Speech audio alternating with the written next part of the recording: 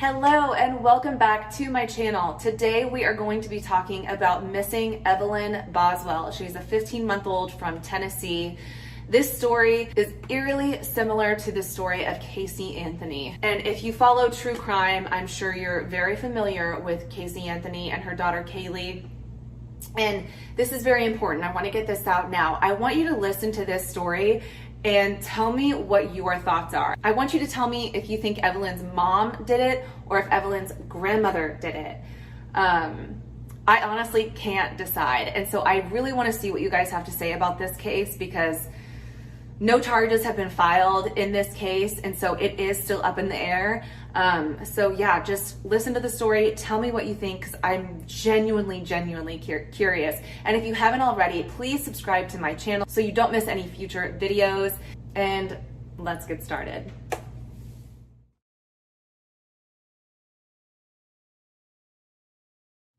So we'll start out with Megan Boswell, which is Evelyn's mother. Megan Boswell was born March 21st, 2001, so she was 17 at the time that she had Evelyn. Her mom, Andrea Boswell, was in and out of jail. She had a vast criminal record, as well as her dad, Tommy Sr. He also was known to get in some trouble. They both had domestic violence charges against both of them. They were both accused of being violent with one another. Megan's older brother, Tommy Boswell Jr., they had a really rough upbringing. Their parents fought all the time. They split up and got divorced after having Elijah, which was Megan's younger brother. Then they got back together shortly after that and had Charlotte until they finally split back up the final time in 2018. At one point, Andrea was actually arrested for driving on a suspended license. Her kids were also in the car with her and none of her kids had seatbelts on. So she was arrested, and while she went in front of a judge, her ex-husband Tommy showed up and begged the judge for full custody of their children, and the judge granted full custody to Tommy Sr. And after the judge grants full custody, he takes the kids and moves to Muddy Creek, Tennessee. Tommy Jr. at the time was 18 or older, so he was on his own, but the two younger kids, Charlotte and Elijah, lived with Megan and her daughter in the same home. Now, Tommy owned his own business and he ran his business on his property. So he had a large property with their home, a working shed, and a double bay garage. So I'll start this story in September of 2019. I scrolled back on Megan's Facebook profile, which is still live. And in September of 2019, Megan wrote a post sharing some pictures of baby Evelyn saying, "I'm not the best mom in the world, but I try so hard for this little beauty. I can't even explain the love I feel for her, and I know she loves me too. Lately, my life's been really sucky, but she'll come reach for me and say, 'Mom, Mom,' and my heart melts and I'm reminded of her unconditional love. You can say whatever you want about being a young mom, but I promise you my life is so much better with this angel. My life wasn't ruined when I had her. She gave me a purpose and a reason to wake up every day and to better myself. There's no love like the love from your child." Later that month, she also shared a quote that says, "If we can put dogs down for biting folk, then we can put a human down for raping and killing a 6-year-old." So obviously she's against child abuse. I just thought that this post was a little ominous considering what happened to her daughter. In December of 2019, Megan's mom, Angela, gets out of jail and starts dating a man named William McLeod. William McLeod had a criminal past of his own. It was actually a rather violent criminal past, and they were known to watch Evelyn together. They were always together, but there were times that Andrea would allegedly watch Evelyn, and I'm assuming William was probably around. So then in February of 2019, Tommy Sr., Megan's father, calls police to report Evelyn missing and that nobody had seen her since the day after Christmas. So this is almost 2 full months after the family has seen baby Evelyn. He finally calls to report her missing and an Amber Alert is released. Sullivan County Sheriff's Office starts an investigation, and the sheriff says that he's never seen a case like this. They also announced during a press conference that they're looking for a silver 2007 BMW, and they didn't say who they believed were in the car or why they were looking for it, just that it was somehow related to the case. Meanwhile, Megan told police that the last time she saw Evelyn was when she dropped her off with the babysitter so that Megan could go to work.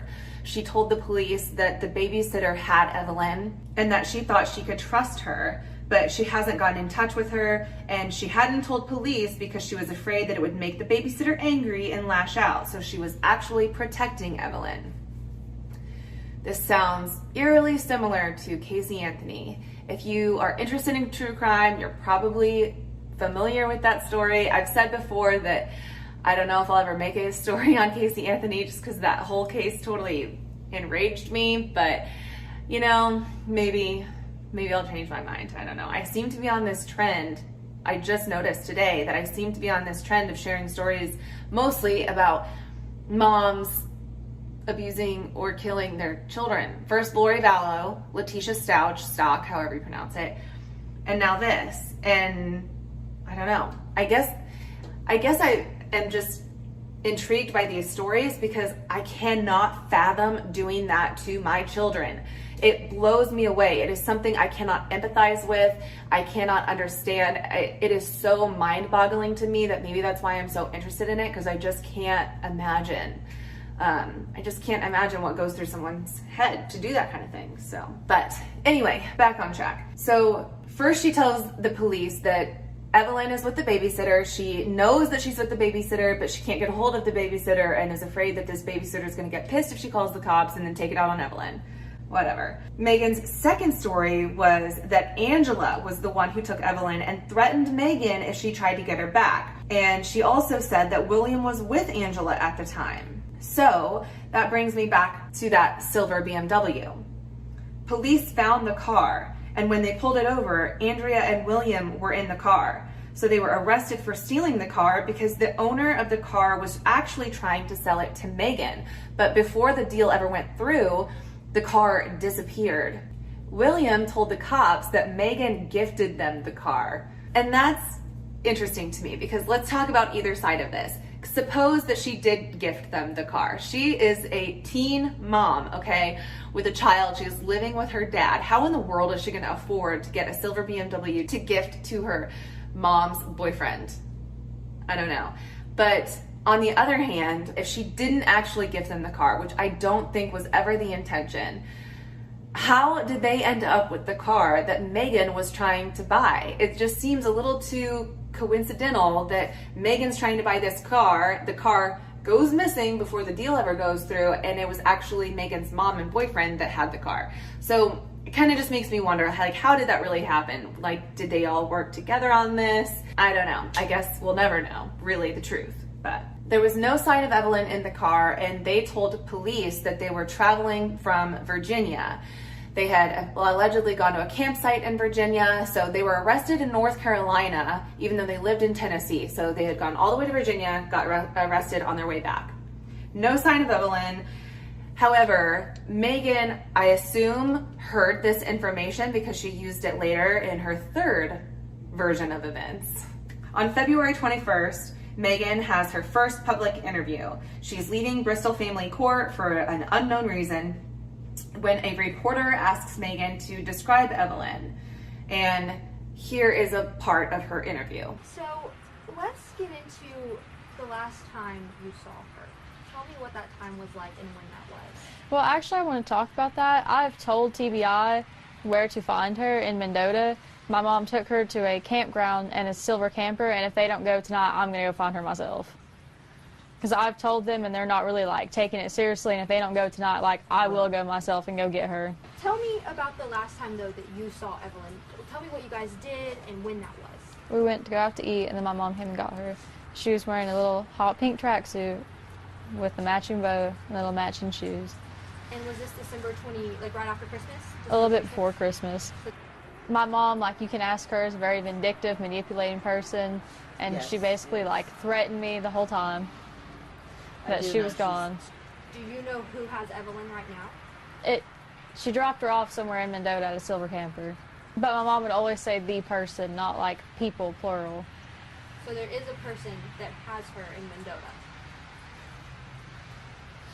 They're not taking me seriously, TBI isn't, because I've not fully told them. I've been like, hey, like, my mom camped out at Mendota, you want to go check them out, but I've never been like specifically, hey, she's not your silver camper, because my mom did threaten me, like, you know, if I told anybody. I'm not going to get into that, but she did. So your mom has had Evelyn the whole time? Or the whole time? Or the person that is in Mendota has had her the whole time.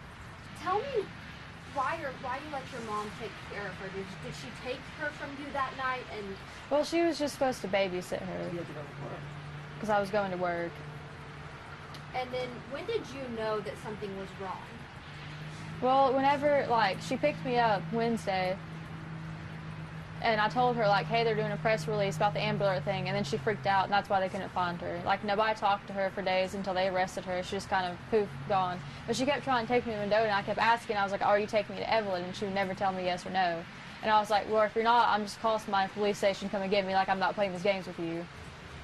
And so tell me, the day that you dropped her off with your mom to let her babysit, was there anything off about your mom that day? Did you have any suspicion that she was going to take your child? No. Well, I called her, and she was just like, oh, she's safe, like, you know, that kind of thing. And then she started threatening me, which, like I said, I'm not going to get into, like, everything she threatened me with, you know, because I'm just not, but...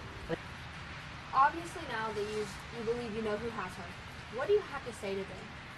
To just bring her back. Look in her camera. I just want her back, that's all I want. I've been so long without her, and I know a lot of people are like, oh, why didn't you report it missing earlier? Because my mom threatened me, and I just want her back. That's all I can think about is how much I just want her back. Talk to me about when you had the indication that she was missing and something was seriously wrong. Just when she left and took off and just didn't answer her phone. Talk to me about why your dad made that report. Because he was talking to my mom the night before, and he was like, oh, well, if she doesn't come home, I'm going to call. And she was going on, well, you're going to regret this. Like, I'm going to have to leave and never be able to come back. You will regret this. Was there a reason that, that you didn't make the call and it was your dad? Because Mom kept threatening me if I made the call. Well, you said that you've had some issues with your mom in the past. Was there a reason you decided to let her babysit her that night? I know that, you said that you had Well, some she's issues. my mom. I wanted to trust her. Sheriff Cassidy told the media on Friday, I was there, that you were giving conflicting statements. Because I wouldn't necessarily, I was trying to protect my mom maybe in hopes, oh, well, she'd just tell them where Evelyn was, but obviously she's not going to. So now you're coming out and you're saying this is the honest truth, that you know where she is. I know she has to be in a campground in Mendota with somebody. And Mom told me that they had a silver camper, and that's all she would tell me. Are you cooperating as much as you can with TBI and the Sullivan County Sheriff's Department? I am. But just tell me, how so are you, constantly on the phone with them, talking to them about the tips, anything like that? Yeah, and I've looked into stuff online myself, like, people are, like, circulating pictures around me, like, oh, this is Evelyn, you know what I'm saying, and, like, that kind of thing. But no. And, like, Saturday, nobody would answer me, and I blew all their phones up. And every chance they've let me be up there, I have been up there. And Wednesday will be a week since the Amber Alert went out. Tell me what you're thinking right now. I just don't know if the person who has her is, like, maybe scared that they're going to get in trouble.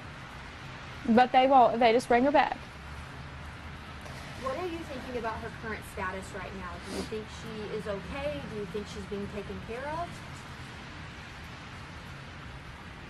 And what is your message to authorities right now? To the TBI, Sullivan County, and all of the sheriff's departments and any authority that's working on this case? Just that if they don't take it seriously, what I just said, I will go find her myself. They've told me before they'll arrest me for tampering with evidence, and I told them on my phone, I was like, I don't care if you arrest me for tampering with evidence. If you go up there, I'm going to tonight. Do you have a message to the public? Don't stop until she's back. They need to stop reporting, like, psychics, for one, like, come on. You know what I'm saying? Because that just wastes the TBI's time when they could be actually trying to find my daughter. So I also want to point out that Megan, at the time of Evelyn's disappearance, was dating a boy named Hunter Woods. And when Hunter was questioned by authorities, he said he knew of Evelyn, but had never actually met her. Because Megan told Hunter that Evelyn was with her biological dad in Louisiana.